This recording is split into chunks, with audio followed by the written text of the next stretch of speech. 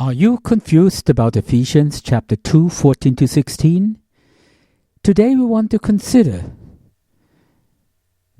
this chapter because it is a text which is often being used by those who hold that Yeshua abolished the Torah by his death at Calvary. Let's read Ephesians 2, 14 to 16. For he is our peace, who has made both one, and has broken down the middle wall of partition between us, having abolished in his flesh the enmity, even the law of commandments contained in ordinances, for to make in himself of twain one new man, so making peace, and that he might reconcile both unto God in one body by the cross, having slain the enmity thereby. At face value, I think this verse is confusing. What does Paul say? What does Paul mean? Millions of people have been and are still being deceived. Ministers and laymen alike have focused on this scripture and fell into a trap which Peter warned about. They have twisted it to say what it does not say, and are bringing destruction upon themselves unknowingly. Is that a serious statement? To bring yourself unknowingly to destruction? Much of the information in this presentation is taken from a website called TorahResource.com. You remember what Peter said in 2 Peter 3:10? Peter spoke of our beloved brother Paul and said, as in all his epistles, speaking in them of these things, in which are some things hard to be understood, which they that are unlearned and unstable twist, as they do also the other scriptures, unto their own destruction. As mentioned in Ephesians 2, is an often used text by those who hold that Yeshua abolished the Torah by his death. Let's make one point very clear, that the verses in Ephesians 2, 14 to 16 and also Colossians 2, 14 cannot be referring to the sacrificial laws or any other divine laws, for none of these laws were ever against us, nor did they create enmity, but were for the good of the people. The only one that would be talking negative about any of Yahweh's laws has to be Satan. When Yeshua, Jesus, spoke of law, he meant all of Elohim's word. He said, thy word is truth, John 17:17. All of Yahweh's word is the truth, just as his law, Torah, according to Psalm 119, 142. What does it say there? It says, thy righteousness is an everlasting righteousness, and thy Torah is the truth. He understood it. Yet why don't people who profess to know him understand it also? Yeshua did not relegate the law or the truth only to the Ten Commandments, or only the first 5 books of the Bible and writings of Moses, but to all the prophets. Let's open our eyes and ears and understand it.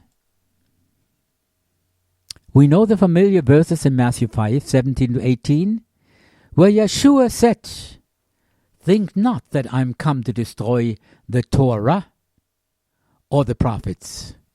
I am not come to destroy, but to fulfill.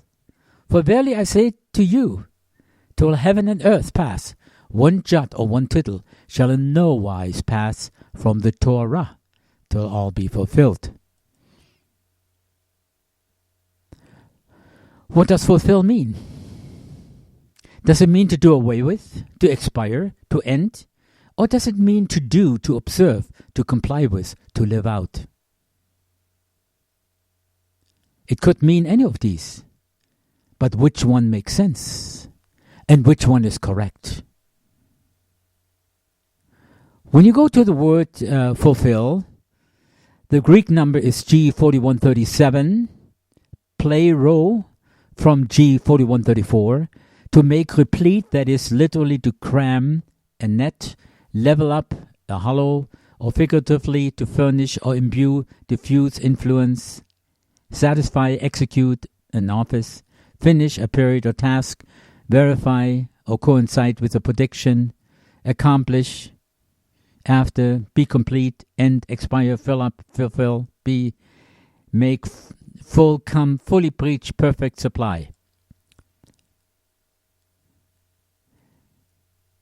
So fulfill could mean any of the foregoing words. However, we need to look at the whole context of verse. Yeshua did not contradict himself. He did not say, think not that I'm come to destroy the Torah, but to destroy it. That doesn't make sense. He came to uphold the Torah and comply with it to make it honorable. So let's look at another example in the Bible. In Matthew 3:13-15, which makes it even clearer. It says here, then cometh Yeshua, or Jesus, from Galilee to Jordan unto John to be baptized of him. But John forbade him, saying, I have need to be baptized of thee, and comest thou to me? And Yeshua answering said unto him, suffer it to be so now, for thus it becometh to fulfill all righteousness. And then he suffered him. What does fulfill mean in this verse? Does it mean to do away and to end all righteousness? Or does it mean the opposite? Which one makes sense? Which one is correct? So let's go back to the second chapter of Ephesians 2:18-22. When we read that, it can be clearly seen that the central theme of Paul is the oneness of Jew and Gentile as united in Messiah. That the Gentiles should be blessed within the scope of the Abrahamic promise was never questioned. What had been left a mystery was the manner in which the blessing would come upon the nations. So let's read it. For through him we both have access by one Spirit unto the Father. Now therefore ye are no more strangers and foreigners, but fellow citizens with the saints and of the household of Elohim, and are built upon the foundation of the apostles and prophets, Yeshua HaMashiach himself being the chief cornerstone, in whom all the building fitly framed together groweth unto an holy temple in the Lord, in whom ye also are builded together for the habitation of Elohim through the Spirit.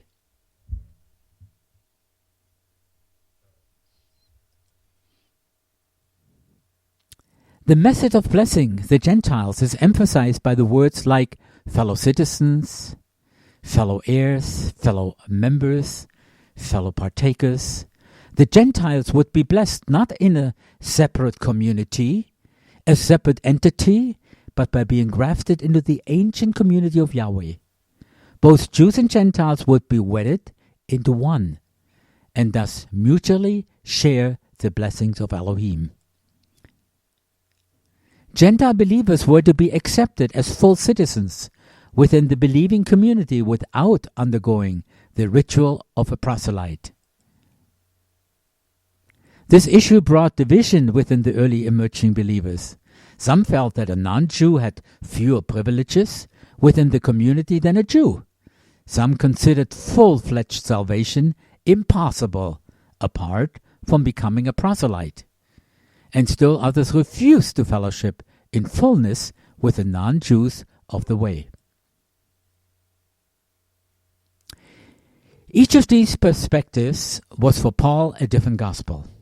Since union with Messiah was the sole basis of entrance and privilege within the family of God, and this union was a matter of grace, not of the works of the Torah. All members had the same position before the Father, because all members were in Messiah. Any activity that taught something different than this was to be cursed. We could assume that each party was sincere in their stand, but grossly influenced by their past upbringing and teachings. The text in Ephesians centers upon this unification of Jew and Gentile in Messiah, but does so from the perspective of the cross. It is the sacrificial death of Messiah that has established the means of unity, for it was by his death that the enmity between Jew and Gentile was destroyed. For Paul, it is clear that the cross not only made atonement for sin, but it also established the basis for blessing the Gentiles by removing all the obstacles to unity with the chosen people. But it did this not by raising the Gentiles to the level of the Jews, for both Jew and Gentile, apart from union with the Messiah, are excluded from the blessings of God. Placement in the kingdom is a matter of Yahweh's grace, and leaves no room for anyone to boast, even the Jews. Biblical grace is not only unmerited favor, or mercy, or forgiveness, but a change in the human condition, because of a change in the human heart by Yahweh. Many Bible translations and Bible scholars explain grace as simply unmerited favor. However, according to Strong's exhaustive concordance, the main connotation is that grace is a divine influence upon the heart and its reflection in that life. In 21st century language, this means God touches your heart and changes you. When that change is reflected in your life, that is grace. So grace is not divine permission to sin and to do as we want, thinking it's all covered by grace anyway.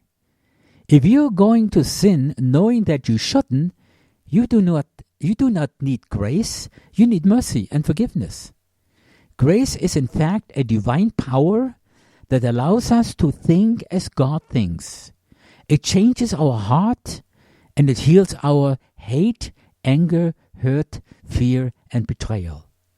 Grace is a power of God that gives us a desire to live right and the ability to do so. It gives us a desire and the ability to please God and to point people to Him. Let's remember that the external labels given by the established religious churches or denomination are of no real consequence, for Yahweh is more interested in the heart than in one's pedigree.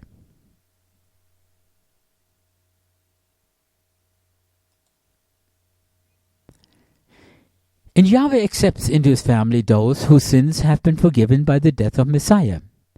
The Gentiles have been brought near because the dividing wall that prohibited them from coming near has been broken down through the cross. If Elohim the Father has accepted all who come by faith in Yeshua, then clearly the children ought also to accept each other. So let's look at some other Bible translation of Ephesians 2, 14 to 15 in this case. Here is the New American Standard Bible. For he himself is our peace, who made both groups into one, and broke down the barriers of the dividing wall, by abolishing in his flesh the enmity, which is the law of commandments, contained in ordinances, that in himself he might make the two into one new man, thus establishing peace. Here we have the New International Version. For he himself is our peace, who has made the two one, and has destroyed the barrier, the dividing wall of hostility, by abolishing in his flesh the law with its commandments and regulations. His purpose was to create in himself one new man out of the two, thus making peace. Now the New Revised Standard Version. For he is our peace, in his flesh he has made both groups into one, and has broken down the dividing wall, that is the hostility between us. He has abolished the law with its commandments and ordinances, that he might create in himself one new humanity in place of the two, thus making peace. The Revised English Bible. For he is himself our peace. Gentiles and Jews, he has made the two one. And his own body of flesh and blood has broken down the barrier of enmity which separated them. For he annulled the law with its rules and regulations, so as to create out of the two a single new humanity in himself, thereby making peace. Here's a Jewish New Testament. For he himself is our shalom. He has made us both one and has broken down the mechitza, which divided us by destroying in his own body the enmity occasioned by the Torah, with its commands that forth in the form of ordinances. He did this in order to create in union with himself from the two groups a single new humanity and thus make shalom. So taken at face value, these translations present the text as a pointed assertion by the Apostle Paul that Messiah abolished the Mosaic Torah by sacrificial death, and that the Torah was the instrument of hostility that erected a dividing wall between Jew and Gentile. Is that true? When you just read these verses, this is the conclusion that you can come to, and that is the conclusion most Christian churches come to and proclaim. The Messiah abolished, did away with the law, the Torah. The difficulty with such an interpretation is twofold. Number one, it contradicts the clear teachings of Yeshua himself that he did not abolish the written Torah, as we have read in Matthew 5:17-18, and secondly, the written Torah never demanded a wall between Jew and Gentile. The dividing wall between Jews and Gentile was 100% man-made. Ephesians 2:14 is making the plain statement that Yeshua didn't create the wall, but he broke it down. He broke down the dividing wall. The Greek term translated broke down, which can mean to loose, untie, set free, break up, destroy, bring to an end, abolish, or to do away with. Contextually, the abolishing action is viewed as final at the death. Thus the barrier, whatever that barrier was, is done away with forever. Then we have the word katagu, translated as abolished, describing what Yeshua did to the enmity between Jew and Gentile. Usually means to render void, make ineffective, powerless, abolish, wipe out, or set aside, and is used in the context of rendering laws or edicts of no more effect. This is in verse 15, having abolished in his flesh the enmity, even the law of commandments contained in ordinance, for to make in himself of twain one new man, so making peace. So what is that dividing wall? What is that middle wall of partition? The Jews had actually a physical wall constructed even in the court of the temple, and it physically separated the Gentiles. Yet spiritually, both were cut off from Yahweh because both were sinners. In Romans 3:23, it says all have sinned. The Zorek is a small wall right before the stairs to go up to the temple. It was meant to keep Gentiles, non-Jews, away from this most holy place. The Zorek was a 5-foot wall on the Temple Mount that kept the Gentiles away from approaching the temple itself. The temple area was considered holy and clean. Gentiles, on the other hand, were considered unrighteous and defiled. Thus, Jews could approach the temple, and Gentiles could not. In AD 1871, archaeologists discovered the Zorek inscription. The inscription was written in Greek with this chilling warning: no Gentile may ever enter within the railing around the sanctuary and within the enclosure. Whosoever should be caught will render himself liable to the death penalty, which will inevitably follow.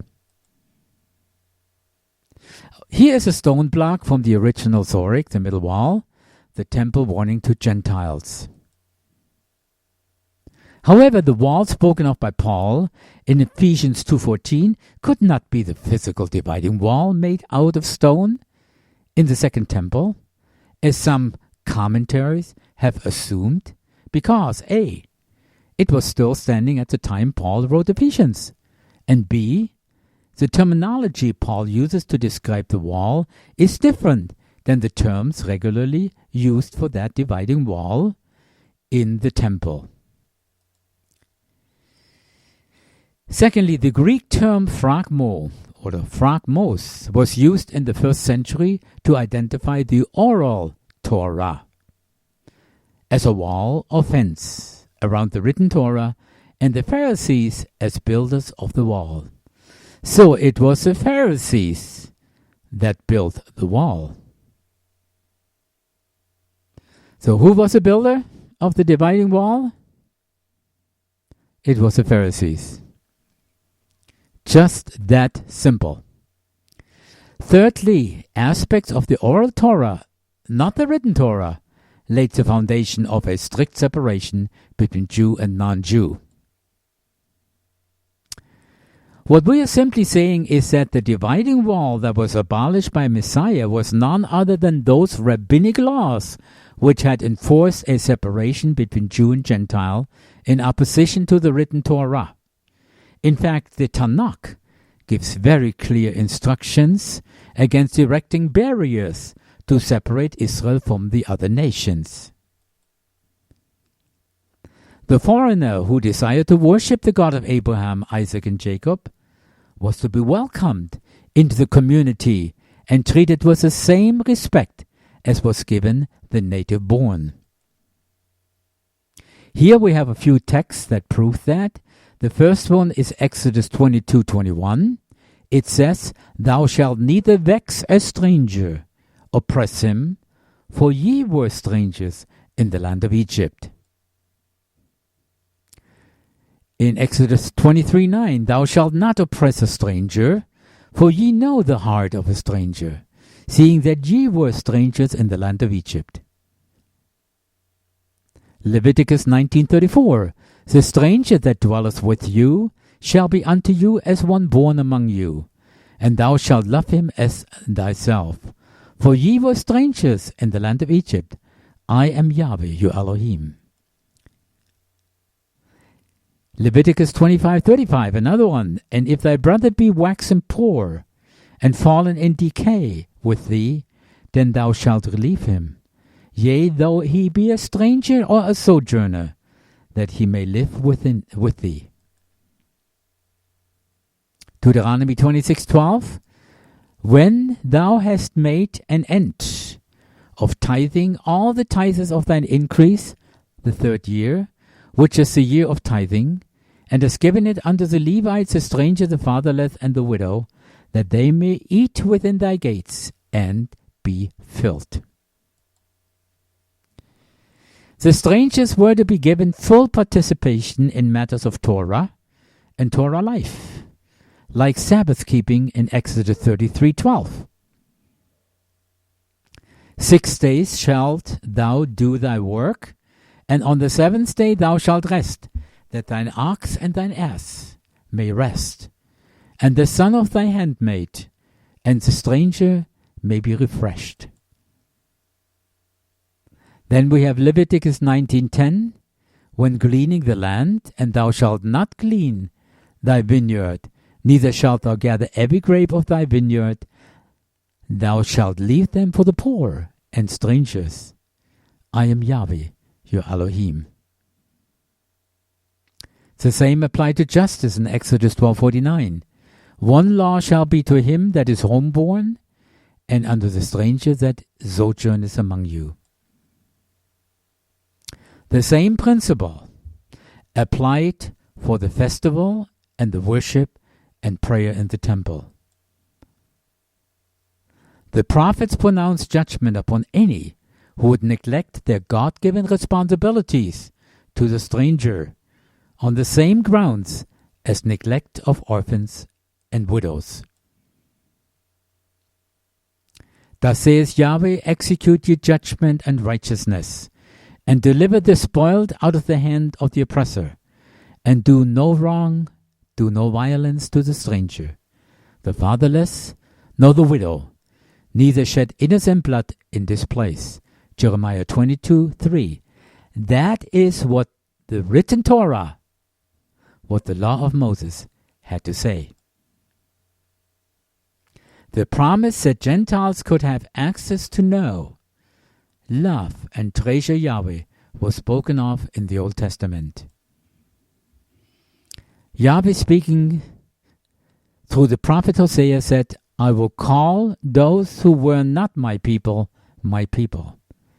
and her who was not beloved, beloved.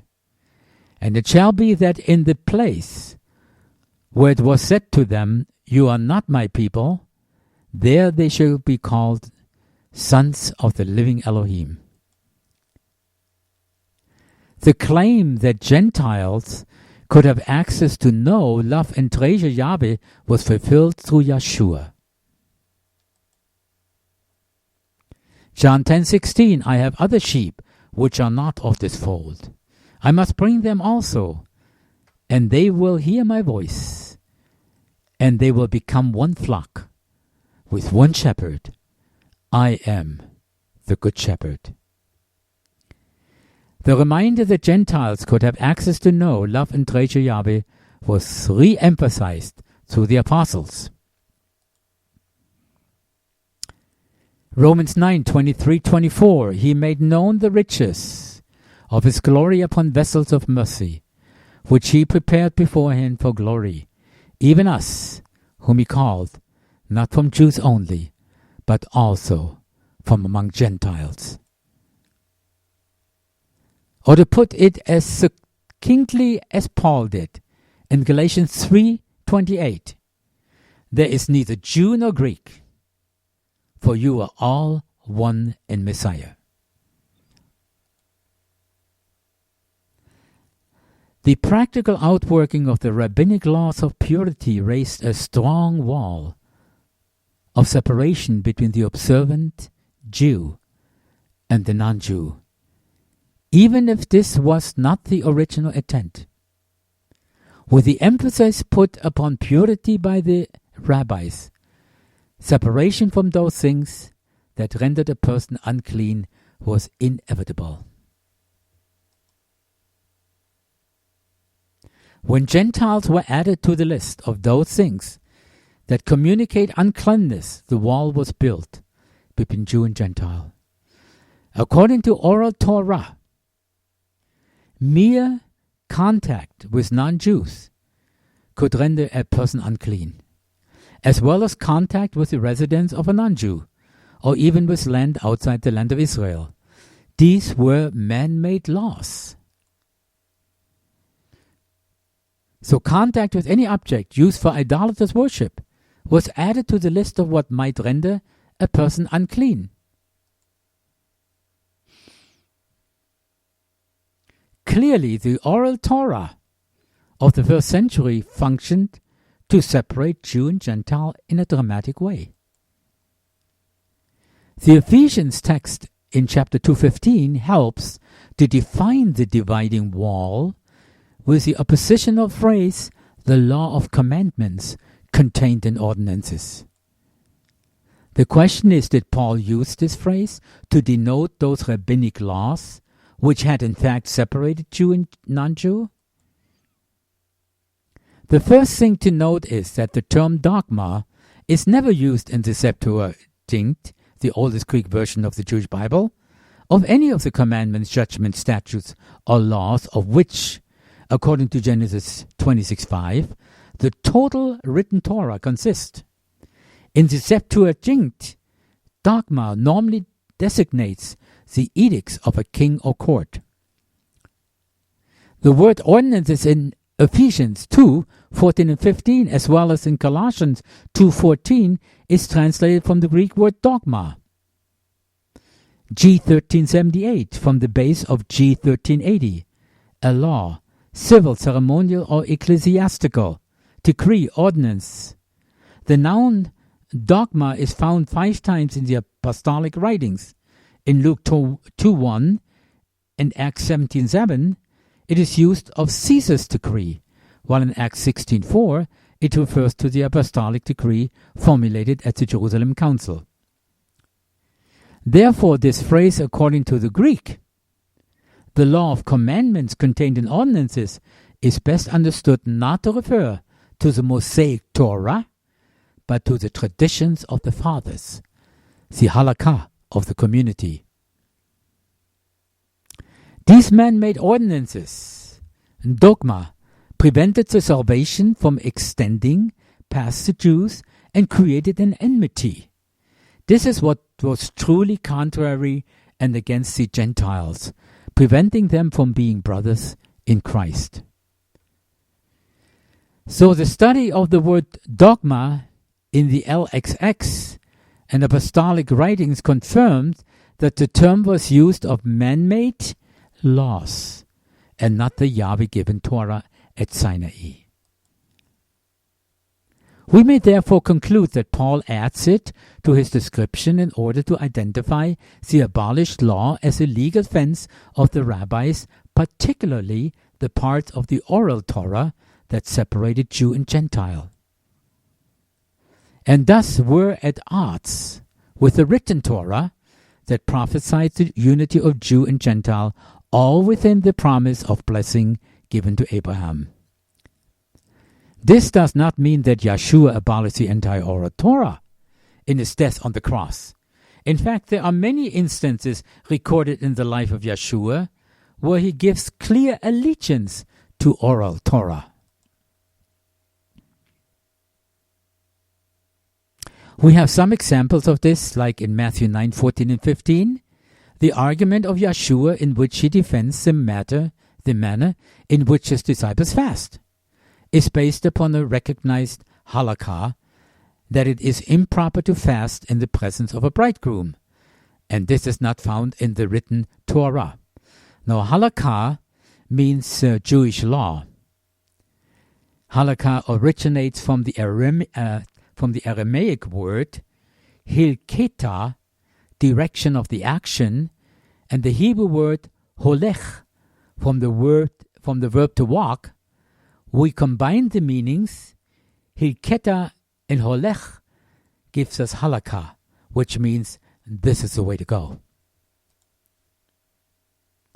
Matthew 12:5, the teaching which states that the priests break the Sabbath, but the innocent is not found in the written Torah, but in the oral Torah.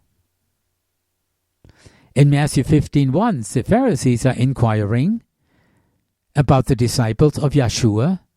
Why do they transgress the traditions of the elders by not washing their hands according to halakha before eating? Yeshua rebukes them, citing also their use of korban to hide their wealth from aging parents who needed their support. In both cases, it is clear that the Pharisees consider the halakha based on oral Torah as binding. There's nothing in the written Torah about giving thanks before eating. Saying the barakah before eating is part of the oral Torah. Another example is in Matthew 22:40. Yeshua quotes the Shema and Leviticus 19:18, stating that upon these two precepts hang the law and the prophets. The terminology of the law and prophets hanging from something is derived from oral Torah. Yeshua knew both the written and the oral Torah. The matter of tithing very small amounts of produce from volunteer seedlings is not taken up in the written Torah, but is part of the oral Torah. See Matthew 23:23. The whole issue of travel on the Sabbath is defined in oral Torah, not in written Torah. There are no specific prohibitions in the written Torah restricting travel on the Sabbath. The written Torah does not define the dimensions of one's place. It was the oral Torah that developed, for instance, a Sabbath day's journey. Matthew 24:20. The written Torah declares that a person is unclean from a corpse if he touches it or is in the same room with it. See Numbers 19:11-15.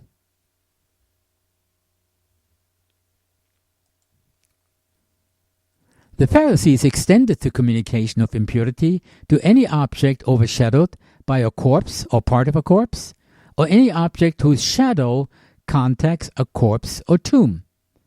The oral Torah further elaborates the means by which impurity is transmitted from a corpse to an object. It appears that Yeshua accepted at least some of this oral Torah as grounds for its illustration of the Pharisees as concealed tombs in Luke 11:44 that rendered those who overshadowed them unclean. The issue of healing on the Sabbath are part of the oral Torah, to which Yeshua no doubt refers, as he asks the question in Luke 6:9, I will ask you one thing, is it lawful on the Sabbath days to do good or to do evil, to save life or to destroy it? We probably could recite many more, like Matthew 26:20, reclining when eating at the Passover meal, which is not prescribed in the written Torah.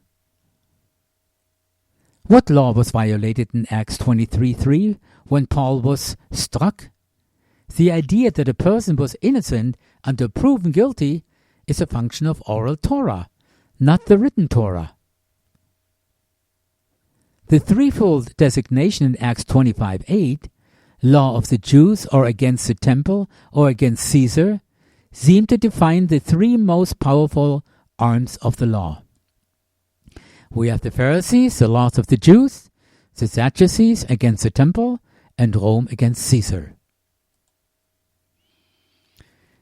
The only logical conclusion in regard to the oral Torah is that Yeshua abolished those rabbinic laws which, when practiced, set aside the written Torah of Elohim by separating Jew and Gentile, which Yahweh intended to make one in Messiah.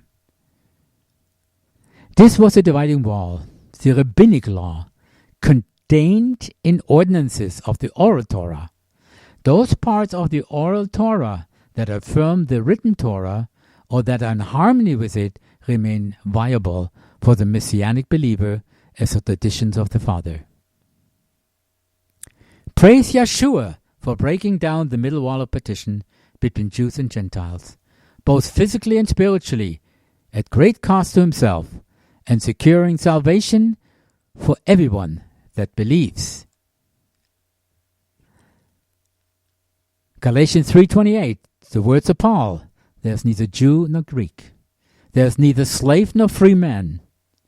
There is neither male nor female, for you are all one in Yeshua HaMashiach. Summary. The middle wall of partition, the dividing wall, what is it? Who made it? How was it broken down? The middle wall of division were added man-made ordinances, part of the oral Torah, that prevented the salvation from extending past the Jews and created enmity. This is what was contrary and against the Gentiles, preventing them from being brothers in Messiah. These man-made laws Paul called the law of commandments, contained in ordinances. So those verses in Ephesians 2:14-15 cannot be referring to the sacrificial laws or any other divine laws, for none of these laws were ever against us, nor did they create enmity, but were for the good of the people. These were added man-made laws inspired by Satan. The Messiah broke down that middle wall of partition between Jew and Gentile, down by spilling his blood on Calvary. He broke down the wall separating both from Yahweh. Jew and Gentiles are both now one new creation because of what Messiah did. Let's remember Galatians chapter 3, 26-29. And I'm going to read it in the Aramaic English New Testament. For you are all the children of Elohim by faith in Yeshua the Mashiach. For those who have been immersed in Mashiach have been clothed with Mashiach. For there is neither Jew nor Aramean, nor slave nor free, nor male nor female, but you are all one in Yeshua, the Mashiach. And if you are of the Mashiach, then you are seeds of Abraham and inheritors by the promises. The central theme of Paul in Ephesians 2, 14-16, is the oneness of Jew and Gentile as united in Messiah by tearing down the man-made wall of partition. Paul is not saying that the Messiah was doing away with any law, ceremonial or moral. He is talking about man-made laws, and that makes sense.